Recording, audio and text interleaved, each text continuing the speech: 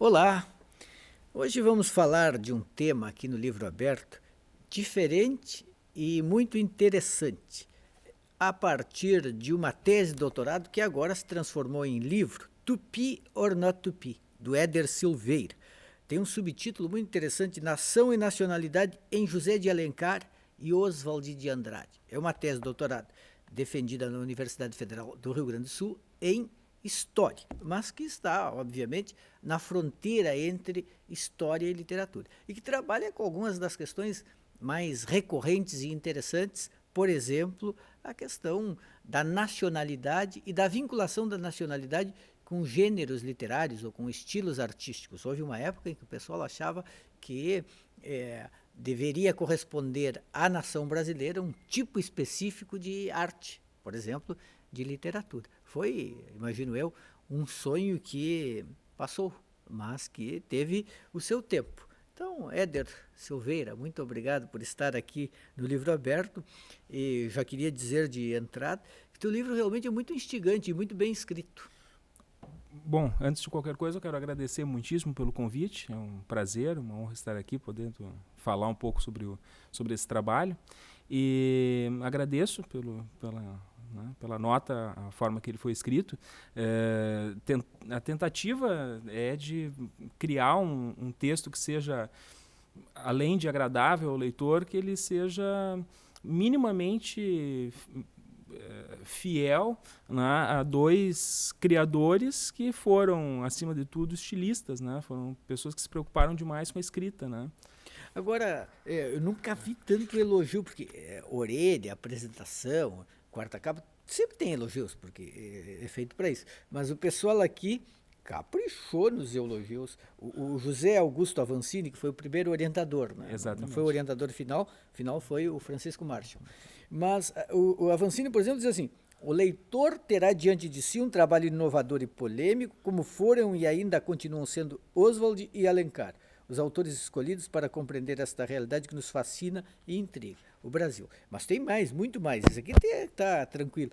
Mas a apresentação da Elizabeth Cancelli, que é da Universidade de São Paulo, ela não faz, ela diz assim, é ditirâmbica. Não faz muitos anos conheci Éder Silveira, olhar atento, afiado e meigo ao mesmo tempo. Éder é parte daquele pequeno número de pessoas que faz do mundo acadêmico, dos seus detalhes e embates, do pensar e julgar, um desafio, um prazer, um exemplo de discernimento. Nossa, e tem mais ainda o Gilberto Felisberto Vasconcelos, da Universidade Federal de Juiz de Fora, que também que diz o seguinte: considero irrepreensível o trabalho de Éder Silveira pela clareza na exposição, por escrevê-la muito bem, pela leitura crítica dos autores antigos e contemporâneos, por incursionar com argúcia na história das ideias, e aí vai. Bom, então tu vês o tamanho da responsabilidade que eles me jogam nas costas com esses elogios todos, né? São pessoas que de alguma maneira estão ligadas à minha trajetória. O Gilberto Vasconcelos, além de ser um amigo de muitos anos, ele esteve na banca de defesa do trabalho. O Avancini foi orientador de parte do trabalho, de uma parte significativa desse trabalho, né? Até pela identidade que essa pesquisa e outras coisas que eu faço tem com o trabalho do Avancini, né? E Elizabeth Cancelli é uma pessoa que eu admiro muito e que foi, assim, muitíssimo generosa nos elogios, né? Eu acho que eles elogiaram porque se sentiram meio cúmplices do crime, não, então eles se aliviaram. Assim. Eu aprendi o seguinte, Éder: ninguém, pessoas sérias, claro, não elogiam quando elas não acreditam. Muito obrigado. Quando elas não acreditam, ou elas não fazem, ou elas são discretas, dizem aquelas coisas. Dá para fazer, dá para dizer sem ser muito enfático. Quando a pessoa realmente capricha assim, é porque acreditou. Olha, gosta. Muito obrigado. Agora, o que há em comum entre José de Alencar e Oswald de Andrade, quando, em princípio, tudo parece diferenciá-los, tudo parece separá-los? O José de Alencar e o Oswald de Andrade... um romântico e um modernista. Um romântico e um modernista, um oitocentista em muitas das suas obras derramado e um homem do século XX. Eu sei da tua ojeriza do Alencar, eu já li em diversas oportunidades. Tu desceu. Quem sabe eu não consigo te mostrar um lado simpático do Alencar. Ele era um bom polemista. Um excelente polemista. Isso era alguém é legal. que se esgrimava na imprensa de maneira feroz, violenta. Ele, por baixo, né, polemizou e teve disputas com... vamos começar pelo mais importante, Dom Pedro II. Dom Pedro II. Dom Pedro II ficava apadrinhando alguns, né, mas depois ele entrava nas discussões. Né? Entrava forte nas discussões, né, ele banca, né, como eu tento mostrar ali logo no começo do texto, do capítulo sobre o Alencar.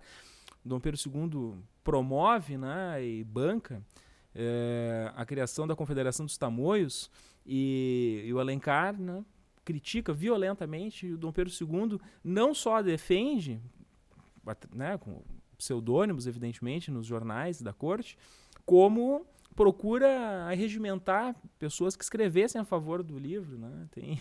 Então...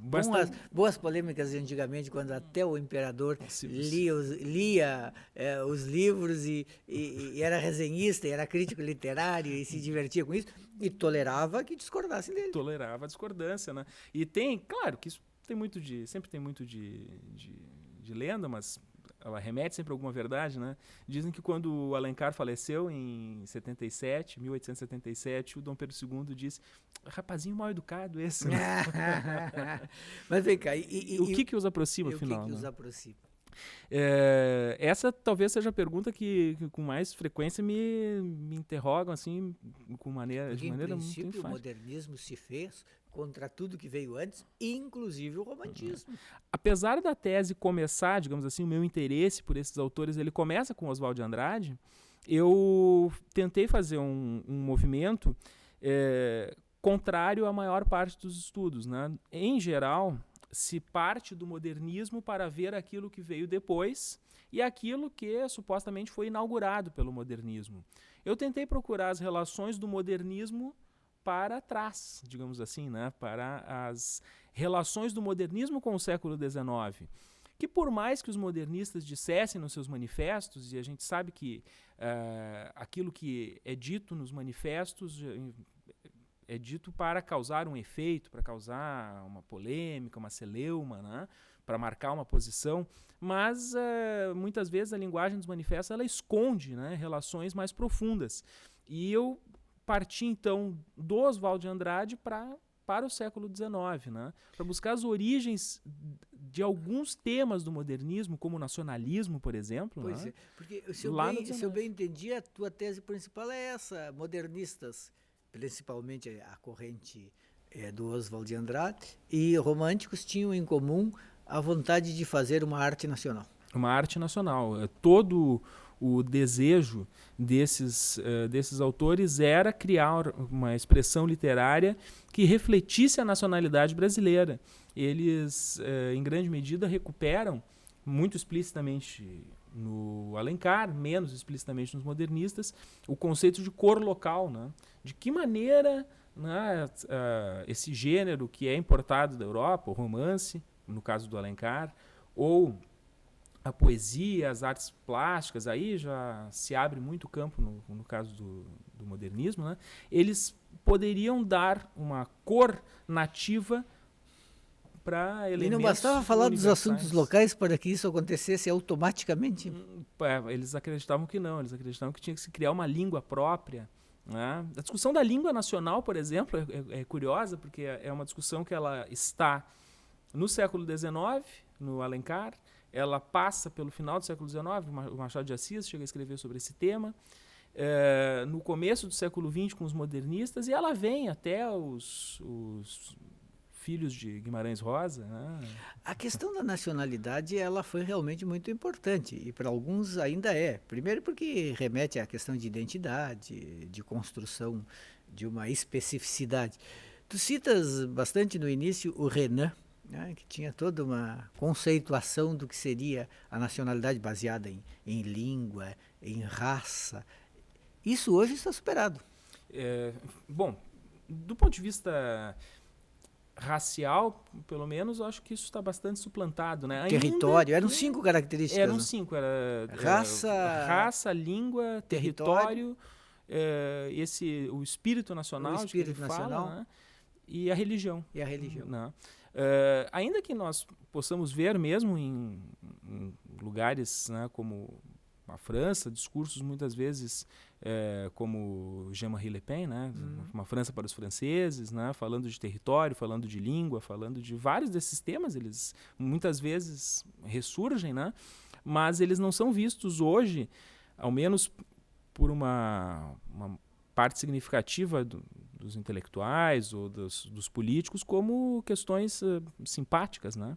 Mas tem ressurgências, é interessante, né? Às vezes no discurso difícil falar desses conceitos fechados, assim, eu estava propenso a dizer nos discursos de ultradireita, mas é difícil também distinguir algumas coisas hoje, né? Muitas vezes a gente vê... Mas o Oswald de Andrade não era um cara de direita. Não. Ao contrário. E se preocupou com isso muito. Embora também no modernismo existissem tendências de direita. Claro. No modernismo, digo no pessoal da semana de 22 e no que veio depois, né? Na verdade, é um outro tema sobre o modernismo que é difícil de tocar, mas são pouquíssimos os estudos que se preocupam com a chamada ala de direita do modernismo brasileiro, que é Menotti Del Picchia, Plínio Salgado, exatamente. Cassiano Ricardo, né, esses movimentos Anta, Verde Amarelo. Até tem uma passagem muito divertida da revista de Antropofagia. O Oswald diz assim: verde amarelo, dá azul? Não, dá azar. Porque ele estava fustigando os... Mas tu estudas isso todo, um capítulo sobre isso, a questão da antropofagia. A gente pode pensar assim que o Oswald tinha um método, inclusive, para fazer essa apropriação brasileira do universal, enfim, do que vinha de fora. Né? Essa coisa de digerir para transgredir. Agora, e José de Alencar? Qual era a especificidade do José de Alencar na construção dessa brasilidade literária? Brasilidade literária para o Alencar, ela vinha de duas fontes, né? Ela vinha dos temas, né? O José de Alencar, mais para o final da vida, ele se preocupou muitíssimo com o folclore, com recolher... Os modernistas também? Também. O Mário de Andrade saiu a viajar para coletar. Fez aquelas gravações extraordinárias, né, de música regional, né, os cantores de coco, essas coisas todas, né? E o Oswald, ainda que não fosse tão profundo pesquisador, né, principalmente de temas de cultura nacional, uma nota, né, a briga do Oswald com o Mário, ela se dá muito em função do folclore, né? O Oswald fica absolutamente indignado com o Mário nos anos 20, dizendo: olha, nós estamos aqui no momento de construir uma literatura modernista e tu vais pesquisar folclore. Está recolhendo folclore, isso é um atraso, né? Mas, então, para o Alencar, eram essas fontes da cultura popular que ele pesquisa no folclore para escrever o sertanejo e aquelas obras do final da vida, né? O gaúcho. O gaúcho do José de Alencar olha, que gaúcho, o gaúcho dos CTGs não é tão idealizado quanto o Manuel Canho, né? E é engraçado que esse mito do gaúcho tem uma persistência, né? Várias das idealizações do gaúcho muito próximas, né? Daquele gaúcho do José de Alencar, ainda que corrijam ele de alguns aspectos, né, de geografia ou de costumes, né, mas bastante próximo, né? Talvez o Ciro Martins e o Alcides Maia. O Cides Maia no Tapera, mas é verdade. Possam corrigir um pouco. Corrigiram bastante, né? Bastante. Agora, então tu achas realmente que tem muitos pontos em comuns que permitem essa aproximação e que, no fundo, entre o romantismo e o modernismo, tem mesmo algumas, ali nesse sanduíche, tem o parnasianismo, tem o simbolismo. Esses são realmente os corpos estranhos. Esses são os corpos estranhos, né? Tem agora não me ocorre o nome do autor, né? Um dos autores mais importantes do parnasianismo saiu da academia nos braços dos seus companheiros imortais, né? Gritando que era o último dos helenos, né? Quer dizer... Agora, é interessante que tu falas... Não sei, é tu que falas, agora vocês estão me confundindo, eu ando lendo tanta coisa ao mesmo tempo, do Olavo Bilac como garoto propaganda. É exato, da Liga Nacionalista, né? Ah, é? Eu falo um pouco sobre isso, né? Principalmente, um outro aspecto interessante, o Oswaldo foi ligado por um tempo ao Olavo Bilac. Organizou a recepção em São Paulo do Bilac, quando ele foi falar sobre a Liga Nacionalista. O Oswaldo, que era na época redator de um jornal, uma revista chamada O Pirralho, e o Oswaldo demite o grande João Bananeri, uma briga com o Bananeri, porque ele esculhamba uma esculhambação maravilhosa, né? Esculhamba o Bilac. Né? Agora, na questão da nacionalidade, Éder, havia também uma questão embutida que era a da essência claro. A essência, o ser brasileiro, né? Uma essencialidade da nação. Isso foi motivo de muitas discussões na antropologia, na sociologia, ainda é retomado por alguns sociólogos quando falam da questão da identidade nacional, da questão do assentamento do conceito de nação. Tudo isso, então, foi entrelaçado com a ideia de uma arte capaz de expressar esse espírito nacional. Quando isso começa, o modernismo não desconstrói isso? Não, na verdade, os modernistas acreditavam que seriam capazes de acabar com isso, ou de pelo menos alterar, né? Mas me parece que o modernismo procura reler esse século XIX, reler esses projetos de nacionalidade com outras lentes. Me parece, eu até uso essa imagem, não sei se é a melhor, mas foi a qual eu consegui encontrar. Há uma mudança de forma, mas não de função. Né? Eles alteram a maneira de trabalhar a língua nacional, mas eles acreditam que existe uma essência, que existe uma língua que é capaz de expressar todos os sentimentos da nacionalidade. Eles alteram a forma de trabalhar, por exemplo, a discussão sobre a mestiçagem, né, sobre a figura do mestiço, que é uma figura fundamental para pensar a nacionalidade brasileira no século XIX, mas eles mantêm a fé de que existe uma essência da nacionalidade, existe um ser brasileiro. Né? Essa é a discussão. Eles estão presos ainda no discurso identitário, né? Discurso da identidade. Eles acreditam que existe uma essência estável, fixa.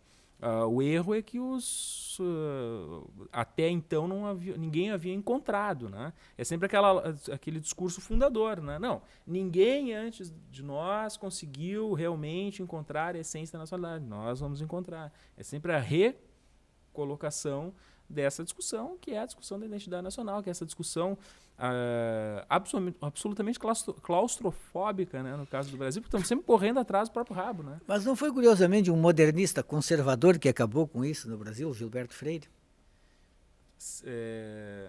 Com essa ideia de uma essência nacional. Mas Gilberto Freire era um antropólogo culturalista, não tinha essencialidade para ele. Mas eu acho que aí, claro, é uma interpretação do Gilberto, existe uma discussão. Tem digamos assim, na obra dele, uma interpretação da cultura brasileira como sendo uma cultura de miscigenação, o que forma um tipo específico, mas isso não é uma essência. Eu acho que o Gilberto, de alguma maneira, essencializa, eu acho que ele ontologiza a mistura, a mestiçagem, a figura do mestiço. É mesmo? Me parece que ele diz assim, o mestiço, como, digamos, elemento predominante, principalmente na cultura nordestina, não em toda a cultura brasileira, é um indivíduo, uma cultura com particularidades. Mas será que isso chega a ser uma...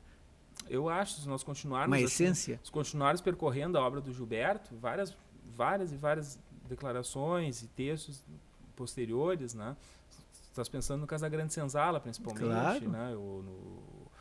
Mas já no Sobrados e Mucambos ele tenta dar uma definição muito mais fechada, digamos assim, do que seja um mestiço, principalmente na reelaboração do Sobrados e Mucambos nos anos 50, quando ele amplia o livro. Né? Eu não sei, eu sempre tenho um pé um pouco atrás com a ideia de que o Gilberto Freire ele é tão tão anárquico quanto... Eu não acho que ele seja anárquico. Não, a ideia é que ele mesmo dizia que ele era anarco-construtivista. Eu só acho que ele, como um bom antropólogo, abalou as estruturas de tudo que se dizia antes do Brasil a respeito da brasilidade.